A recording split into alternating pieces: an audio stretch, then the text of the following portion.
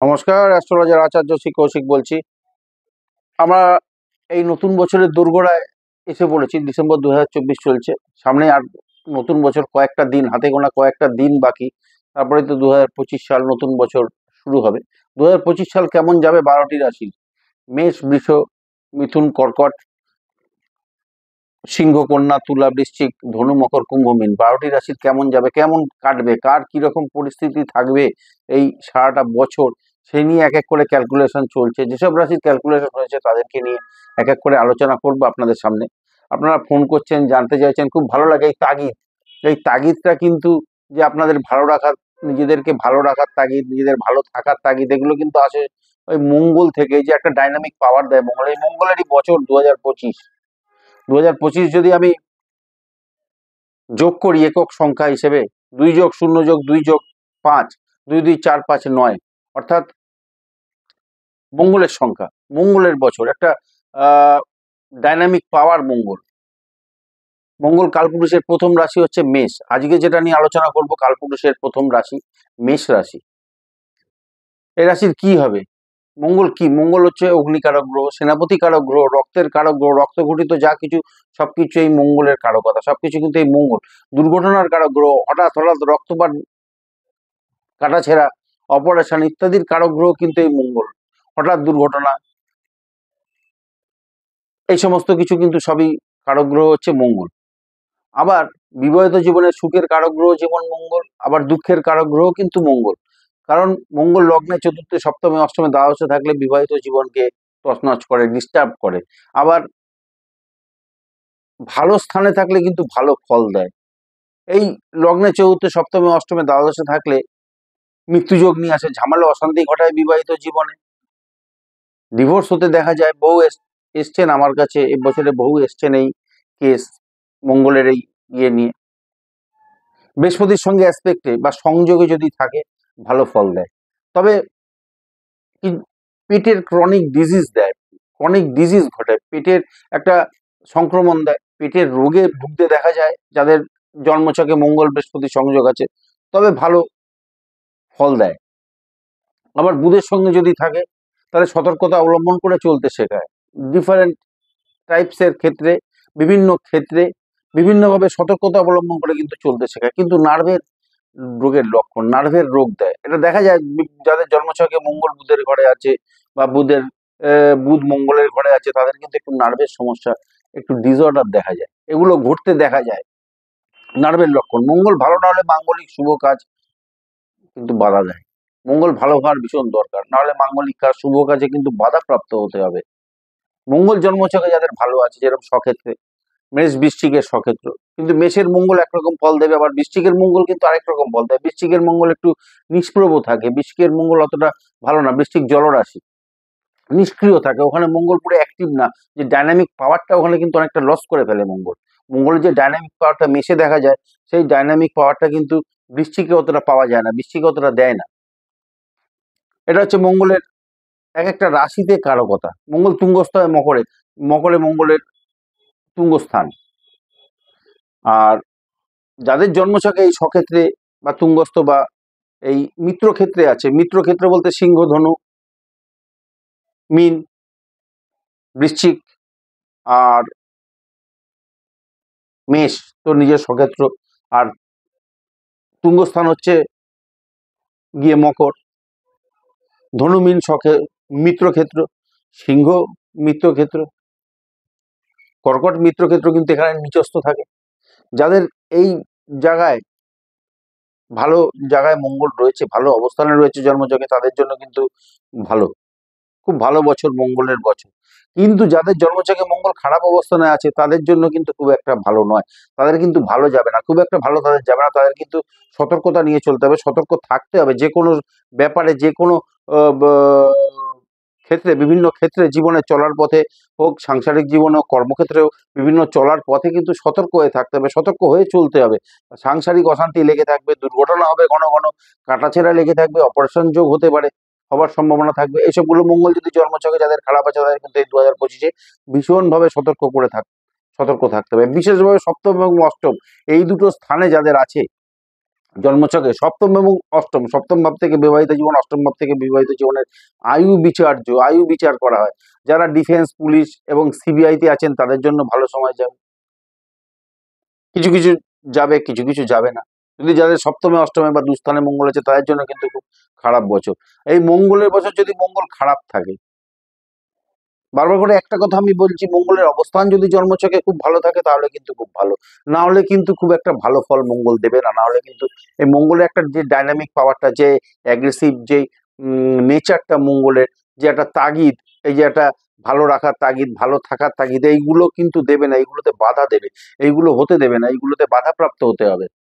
এসবগুলো ইন্ডিকেট করছে, এগুলো পাচ্ছে, এগুলো আসছে, মঙ্গলের বছর এগুলো আসছে। ডাক্তারদের জন্মছকে মঙ্গল ভালো নেই, তারা কিন্তু অশান্তিতে থাকবে, মনে হতাশা থাকবে। এমএস, মেডিকেল সার্জন যারা, ডাক্তারি যারা, মেডিকেল সার্জন যারা অপারেশন করেন আর কি, তাদের কিন্তু সতর্ক থাকতে হবে। অপারেশনের সময় কিছু ভুল হতে পারে, সম্মানহানি ঘটতে পারে, অপদস্থ হতে হবে, সম্মানহানি ঘটবে, তাদের জন্য বদনাম হবে।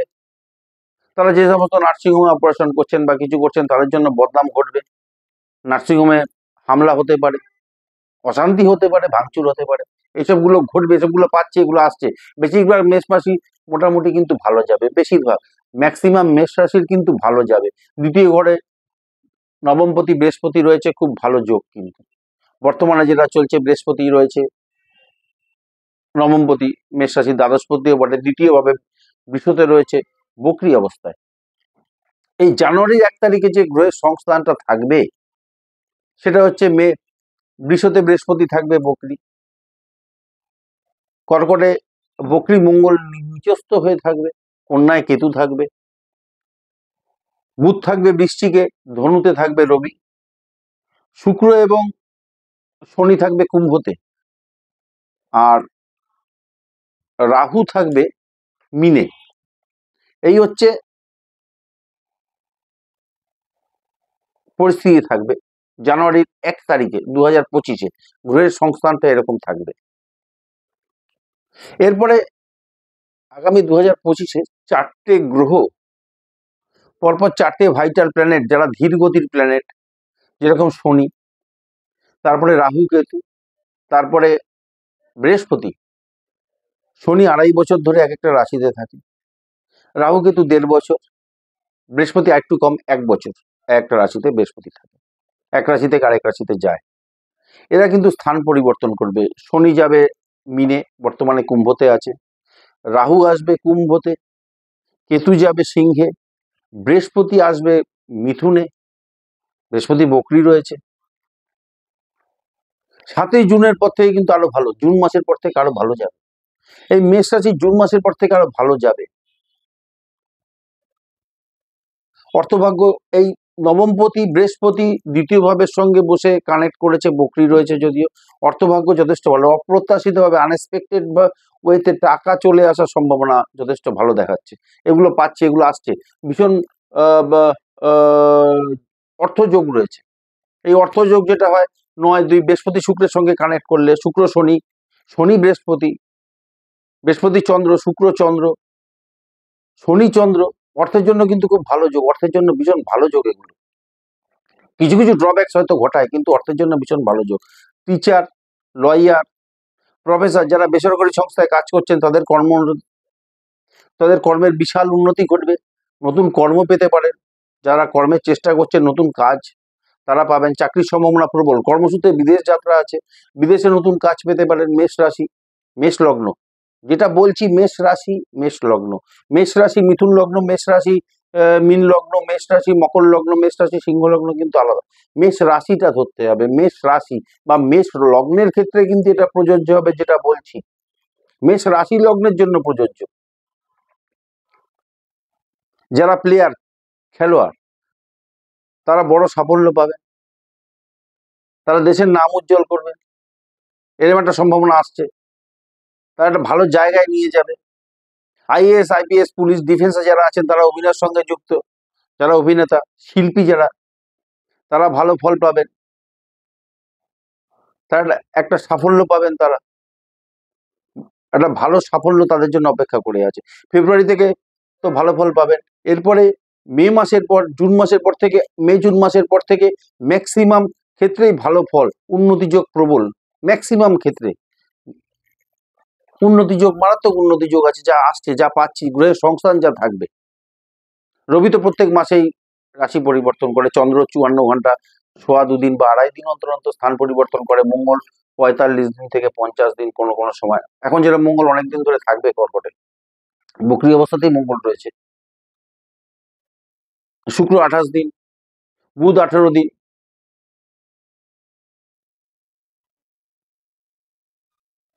বিবাহিত জীবনে, সাংসারিক জীবনে উন্নতির যোগ আছে। যাদের বিয়ের কথাবার্তা চলছে, এর আগে যারা বিয়ের কথাবার্তা চলছিল হয়নি কোনো কারণে, এবার হবে। যাদের সব ঠিক হয়ে 2024 হয়নি, তাদের 2025-এ বিয়ের যোগ আছে। তারা ভালো বিবাহিত জীবন কাটাতে পারবে। যাদের বিবাহিত জীবন রয়েছে তারা বিবাহিত জীবন ভালো যাবে তাদের। আর যাদের সব ঠিক হয়ে, যাদের বিবাহ হয়নি, সবকিছু ঠিক হয়ে গেছিল, ফাইনাল হয়ে গেছিল, বিবাহ হয়নি, এই 2025-এ হবে। যারা প্রেমজ সম্পর্কে, আবদ্ধ প্রেমিক সম্পর্কে আছেন, আগে চেষ্টা করেছিলেন, বিয়ে হয়নি, ফলে হতাশ হতে হয়েছিল, 2025-এ হতাশা কেটে যাবে, তারা হতাশা থেকে মুক্ত হতে পারবেন। বিবাহ সূত্রে অর্থ সম্পত্তি প্রাপ্তি হতে পারে। জমি বাড়ি সম্পত্তি তৈরির চেষ্টায় যারা আছেন, যারা এর আগে সাফল্য পাননি, এবার 2025-এ কিন্তু এই যোগ রয়েছে, বাড়িঘর, এই সমস্ত যোগ টোগ রয়েছে। যারা পড়াশোনা করছেন, যারা প্রাথমিক শিক্ষার ক্ষেত্রে ভালো আছে, ভালো উন্নতি যোগ রয়েছে, ভালো করার একটা তাগিদ থাকবে। এই মঙ্গল হচ্ছে, যেটা বললাম, ডাইনামিক পাওয়ার, একটা তাগিদ, একটা চেষ্টা, একটা আলাদা মাত্রা এনে দেবে। কিন্তু সাফল্যের জন্য এটা ভীষণ দরকার, যে চেষ্টা, লেগে থাকা, এই উদ্যম, তাগিদ, একটা এনথুজিয়াস্টিক একটা পাওয়ার, এই জিনিসটা কিন্তু মঙ্গল দেয়। এই জিনিসটা মঙ্গলের থেকে আসে, মঙ্গলের বছর। তারা এটা কিন্তু পাবেন। যারা রিসার্চ করছেন, যারা ডাক্তারি পড়ছেন, তাদের খুব উন্নতি আছে। যারা মেডিকেল সার্জন নিয়ে পড়াশোনা করছেন, তাদের উন্নতি আছে ভালো, তারা ভালো ফল পাবেন।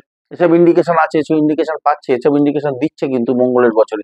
অনেক আত্মীয়ের সঙ্গে সম্পর্ক খারাপ হতে পারে, যাদের আত্মীয়র সঙ্গে সম্পর্ক খারাপ হবে। আবার কাজের জায়গায় সম্পর্ক কিন্তু ভালো হবে, পাড়া প্রতিবেশীর সঙ্গে সম্পর্ক ভালো হবে।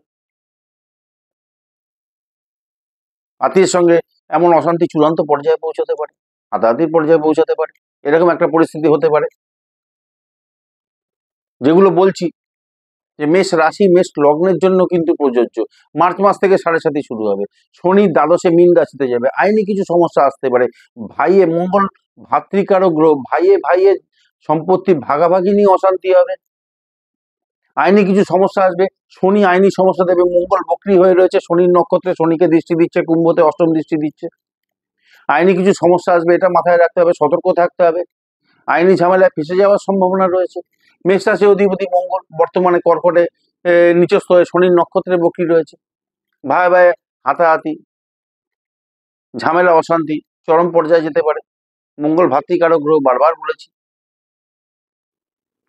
যেখানে দুবাই আছে, একসাথে রয়েছে, আলাদা হয়ে যেতে পারে, ভাগাভাগি হয়ে যাবে। কাজে একটা কথা সবাইকে বলার, একটু সমঝোতা করে সবাই চলার চেষ্টা করুন, ঐক্যবদ্ধ হয়ে চলার চেষ্টা করুন, সামঞ্জস্য নিয়ে চলার চেষ্টা করুন। জীবনটা আলাদা হবে, আলাদা জীবন পাবেন, ভালো জীবন কাটাতে পারবেন। এই জায়গাটা রাখতে হবে, একটা পার্থক্য করে দেবে সবাই সাথে। এটা ঐক্যবদ্ধ হয়ে চলুন, ভালো হবে। কেউ ক্ষতি করার চেষ্টা করলেও পারবে না। একটা ঐক্যবদ্ধ ইউনিটি থাকলে পরে তো এটা হবে। একটা ইউনিটি হয়ে চলতে পারলে ফ্যামিলির মধ্যে এই জিনিসটা খুব ভালো হবে। এটা ভালো দেখাচ্ছে, এই জিনিসটা আসছে, এই জিনিসটা কিন্তু ঘটবে। এগুলোকে করবার চেষ্টা করুন। এইগুলোকে করতে পারলে কিন্তু অনেক মেষ রাশি খুব ভালো যাবে। যাদের সন্তান হচ্ছিল না, তারা এবার সন্তান ধারণের আনন্দ উপভোগ করতে পারবেন। যারা মেষ রাশির জাতিকা আছেন, তারা কনসিভ করতে পারবেন। আবার অনেকের ক্ষেত্রে কিছু ডিস্টার্ব দেখা দেবে, মঙ্গল নিচস্থ হয়ে কর্কটে বসে আছে। কারণ মঙ্গল হচ্ছে মহিলাদের ক্ষেত্রে সেক্সুয়াল অর্গানের কারক গ্রহ। তা এই জায়গাটায় কিন্তু একটু প্রবলেম ক্রিয়েট হতে পারে। অনেকের ক্ষেত্রে অপারেশন যোগ, ওভারি, ইউটেরাস, এসব জায়গায় প্রবলেম হতে পারে, সমস্যা আসতে পারে, সতর্ক থাকতে হবে এই জায়গাটায়। নাহলে কিছু না কিছু সমস্যা দেখা দেবে, গাইনোকোলজিক্যাল সমস্যা আসবে মহিলাদের ক্ষেত্রে। আর যারা জাতক বা জাতিকা যেই হন না কেন, সুগার, প্রেশার, হার্টের রোগে ভোগার সম্ভাবনা আছে। মঙ্গল রক্তঘটিত রোগের কারক। এর আগেই আমি বলেছি, রক্তঘটিত যা কিছু সব কিন্তু মঙ্গলের আন্ডারে, তাই এগুলো ঘটার সম্ভাবনা বেশি থাকবে। যেহেতু মঙ্গল আবার নিচস্থ হয়ে রয়েছে, এগুলো ঘটার ইন্ডিকেশন কিন্তু দিচ্ছে। আমি বলবো সাবধানে, সতর্কভাবে চলার জন্য। আমি বারবার করে একটা কথাই বলবো, সাবধানে চলুন, সতর্ক হয়ে চলার চেষ্টা করুন। আগুন থেকে সতর্ক থাকতে হবে, গ্যাস ওভেনে রান্না করার সময় একটু সতর্ক থাকতে হবে। তবে মঙ্গল শনির নক্ষত্রে বক্রী হয়ে বসে আছে। যারা সোনা, তামা, লোহা বা গাড়ির ব্যবসা করছেন তাদের জন্য কিন্তু ভালো যোগ, তাদের জন্য ভালো আছে। জুলাই মাস থেকে আরো ভালো ফল পাবেন। মে জুন মাসের পর থেকে খুব ভালো ফল পাবেন। যারা ডাক্তারি সরঞ্জাম, ইকুইপমেন্টস, বিভিন্ন সরঞ্জাম, অপারেশনের সরঞ্জাম আছে, অনেক কিছু সরঞ্জাম আছে, সব স্টেনলেস স্টিল ফিলের সরঞ্জাম যারা ব্যবসা করছেন, যারা ব্যবসা করেন, হাসপাতাল, নার্সিংহোমের অর্ডার তারা পাবেন। বিরাট টেন্ডার পাবেন তারা, হাসপাতালের বড় বড় নার্সিংহোমের টেন্ডার পাবেন, বড় বড় হাসপাতালের টেন্ডার তারা পাবেন, ধরতে পারবেন। তাদের ব্যবসা খুব ভালো চলবে, খুব ফুলে ফেঁপে উঠবে, খুব ভালো জায়গায় যেতে পারবে ব্যবসা। মেষ লগ্নে 2025 সাল সবুজ, লাল, হলুদ, মেরুন এইসব রংগুলো বেশি করে ব্যবহার করুন, খুব শুভ হবে 2025-এর জন্য। সাফল্য পাবেন। আর বাড়ি বা যারা ফ্ল্যাটে থাকেন তারা বাড়ির উত্তর পূর্ব দিকে শ্বেত আগন্দের গাছ রাখা, ভালো ফল পাবেন। অর্থ কোথাও আটকে গিয়ে থাকলে সে অর্থ ফেরত পাওয়ার সম্ভাবনা থাকবে 2025-এ। এতদিন অনেক চেষ্টা করেছেন, পাননি, 2025-এ পাবেন, এই সম্ভাবনা আছে। বাড়ির দরজায় পেতলের নেম প্লেট লাগান, যারা নেম প্লেট লাগান বাড়ির দরজায় পেতলের নেম প্লেট লাগান। তাই লাল রং দিয়ে নিজের নাম লিখে রাখুন, যিনি বাড়ির মালিক লাল রং দিয়ে নিজের নাম লিখুন, নাম যশ খ্যাতি বাড়বে এতে। আর লাল শালুতে কর্পূর বেঁধে ঠাকুরের আসনে, আলমারিতে, রান্নাঘরে রেখে দিন। পূর্ণিমার দিন রাখুন, অর্থের অভাব হবে না। আর মঙ্গলের মন্ত্র ওং ক্রাং ক্রিং ক্রৌং সব ভৌমায় নমঃ, এই মন্ত্রটা রোজ পাঠ করুন। 2025-এ চলার পথের বাধা কেটে যাবে, প্রচুর উন্নতি পাবেন, প্রচুর উন্নতি করতে পারবেন। সবাই খুব ভালো থাকুন, সুস্থ থাকুন, সবার উন্নতি হোক। 2025-এর আগাম শুভেচ্ছা, অভিনন্দন সবাইকে। আবার নতুন রাশি নিয়ে আসবো, আজকে এখানেই শেষ করলাম। মেষ রাশি, ধন্যবাদ, নমস্কার।